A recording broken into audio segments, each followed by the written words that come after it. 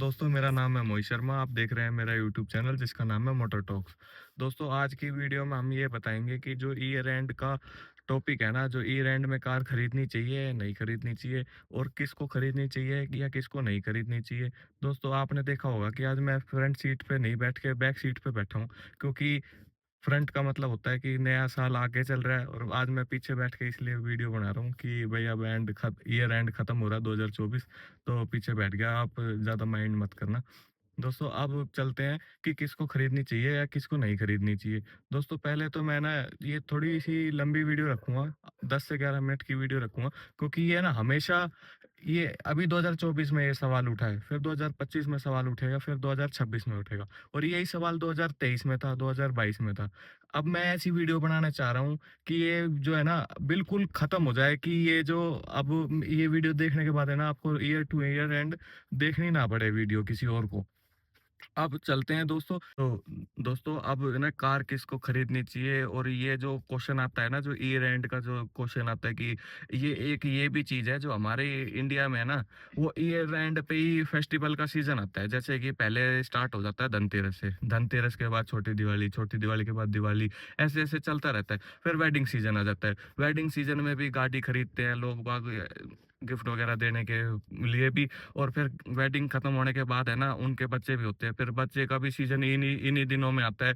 फिर वो अपने बर्थडे, भाई लड़के के बर्थडे पे या लड़की के बर्थडे पे भी कार खरीदते हैं। तो ये जो नवंबर दिसंबर अक्टूबर का जो लास्ट जो पीरियड होता है ना, इसमें बहुत ओकेशन आते हैं इंडिया में, इसलिए लोग बाग कार भी इसीलिए खरीदते हैं कि मानो कि 25 दिसंबर को खरीद ली कार, तो उनको याद रहता है कि भाई 2020 में 25 तारीख को खरीदी थी या 1 जनवरी को खरीदी थी। ये यादगार दिन के लिए भी लोग बाग ईयर एंड पे कार खरीद, जैसे ना सरकार 5 साल के लिए किसी राज्य में बनती है, किसी स्टेट में, तो 4.5 साल के बाद है ना वो अपने पत्ते खोलती है, हम ये फ्री दे देंगे, हम वो फ्री दे देंगे। ऐसे ही है ना, कार मैन्युफैक्चरर और कार जो डीलर होते हैं ना, ये भी ईयर एंड पे अपने पत्ते खोलते हैं सारे, कि भाई हम ये डिस्काउंट दे देंगे, हम 50,000 का डिस्काउंट दे देंगे, हम 1 लाख रुपए का, क्योंकि उनको अपनी इन्वेंट्री खत्म करनी है। इन्वेंट्री खत्म करने का मतलब ये है कि जनवरी में उनको अपने कार के प्राइस भी बढ़ाने हैं, प्राइस के साथ साथ उन्हें फेस लिफ्ट वगैरह भी ज्यादा करने हैं। तो इन पे हम मोटा मोटा बात करके आपको, कि पहले तो मैं ये बताऊंगा कि किसको कार खरीदनी चाहिए नवंबर दिसंबर में और किसको नहीं खरीदनी, वो मैं 2 मिनट के बाद बताऊंगा, क्योंकि पहले ये बता देता हूँ। अब देखो किसको खरीदनी चाहिए। अब मानो आपका बजट था 10 लाख रुपए का, और उस बजट में आपको एक बेस मॉडल या अपर बेस मॉडल मिल रहा हो, और वही ईयर एंड में आपको टॉप मॉडल मिल रहा हो, तो आपको डेफिनेटली लेनी चाहिए। ठीक है। और आपको ना मैं ये भी बताता हूँ कि कौन सी तारीख को खरीदनी चाहिए कार।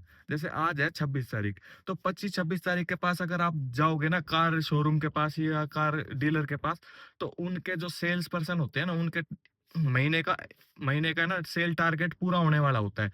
मानो कि उनका टारगेट था 2 कार का, और उनने एक कार आप पहले ही बेच दी थी।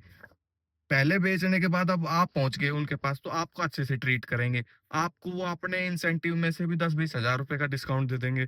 डिस्काउंट देने के बाद, क्योंकि उनका सेल टारगेट पूरा हो जाएगा, वहां से 50 हजार रुपए आने, आपको 10 हजार रुपए अपने इंसेंटिव से कम दे देंगे, तो 40 हजार उनका प्रॉफिट रहेगा। तो आपको 25-26 तारीख के पास ही कार खरीदने जानी चाहिए। ठीक है। दूसरी बात यह है कि उनको इन्वेंट्री खत्म करनी है, इन्वेंट्री खत्म करनी है, मैन्युफैक्चरिंग डेट खत्म करनी है। और मैन्युफैक्चरिंग डेट जो होती है वो 3-3 4-4 महीने पहले की होती है। तो उनको वो भी अपनी इन्वेंट्री मतलब कि सारे पत्ते खोल देते हैं कि भाई अब हमें है ना बेचनी है तो बेचनी है, बस कार कोई भी तिकड़म लगा के हमें कार बेचनी है मार्केट में का, अपना जो भी स्टॉक बचा हुआ है 2024 का। और 2024 तो स्पेशल ईयर भी है फॉर कार बायर के लिए, क्योंकि अभी इसमें ऐसा सुनाई दे रहा है, मतलब सुनने में आ रहा है इसमें है ना ज्यादा ज्यादा कार नहीं बिकी हुई, ज्यादा कार नहीं बिकी हुई, क्योंकि इसमें आपको बहुत अच्छा मौका है कि इसमें खरीद सकते हो आप कार। इसकी जो मारुति की फ्रॉन्स वगैरह है ना, मैं इसमें पर्टिकुलर किसी कार के बारे में तो नहीं बता रहा, क्योंकि ये मेरे को लॉन्ग वीडियो बनानी है। तो कार की कभी और बता देंगे किस कार पे कितना डिस्काउंट चल रहा है। लेकिन मैं ये बताना चाह रहा हूँ किसको खरीदनी चाहिए और किसको नहीं खरीदनी चाहिए। अब बात आती है कि अगर आप कार खरीद के 8-10 साल चलाते हो तो आपको कार खरीदनी है। अगर आप कार खरीद के ये सोचते हो कि मैं 2-2.5 साल में दूसरा मॉडल खरीदूंगा, या आपका ऐसा नेचर है कि आप दोबारा दोबारा खरीदते हो, तो आपको बचना चाहिए नवंबर और दिसंबर में कार खरीदने से। ठीक है। अब आपको ये समझना है कि आपको तो देखो अवेलेबिलिटी अवेलेबिलिटी का मतलब होता है कि आपको तुरंत कार मिल जाएगी, कोई बुकिंग वगैरह नहीं करानी, पहली बात तो। और कई जैसे कार जो ट्रेंडिंग कार होती है, जो अभी अभी नई कार आती है, उसमें कंपनी से भी डिस्काउंट नहीं आता और डीलरशिप भी नहीं देती, तो उसमें भी आपको घबराने वाली बात नहीं है। तो उसमें भी है ना, मैं एक पॉइंट बताता हूँ जो अच्छे अच्छे लोगों को नहीं पता।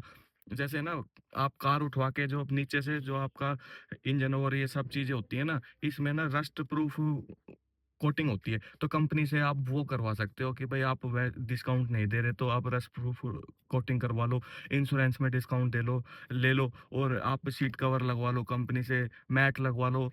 और अगर आपको दो तीन चीज अपनी जैसे कि एसेसरीज में कोई सिल्वर प्लेट लगवानी है, तो वो सब आपको नवंबर दिसंबर में दे सकते हैं, जिसमें ट्रेंडिंग कार है जो अभी 2-3 महीने पहले ही भी लॉन्च हुई है। तो मतलब डिस्काउंट तो हमें चीज तो लेनी ही लेनी है नवंबर दिसंबर में, अगर कार ले रहे हैं तो। नहीं तो हम जनवरी से लेके पूरा दिसंबर तक चलाएंगे, और वो एक साल कभी पूरा चलाने के बाद भी मॉडल पुराने नहीं होगा, अगर आप 5-7 साल के बाद उसको बेचने जाओगे तो। इसलिए ये वीडियो है। और इन्वेंट्री अवेलेबिलिटी और इन्वेंट्री ख़त्म करनी है, ये सब चीज़ें, रिलायबिलिटी, और आपको सब चीज़ मतलब आपको ये डिस्काउंट का वो पत्ते खोलेंगे, उनका इंसेंटिव पूरा करना है। और उनका ना, मैंने तो यहाँ तक भी सुना है सेल्समैनों के साथ कि जो नवंबर दिसंबर जो आता है ना, वो ऐसा आता है कि हमारे लिए कि पूरा साल का टारगेट हम पूरा कर लेते हैं, और पूरे साल हम खाली बैठते हैं 8 8 महीने, जनवरी से अगस्त तक।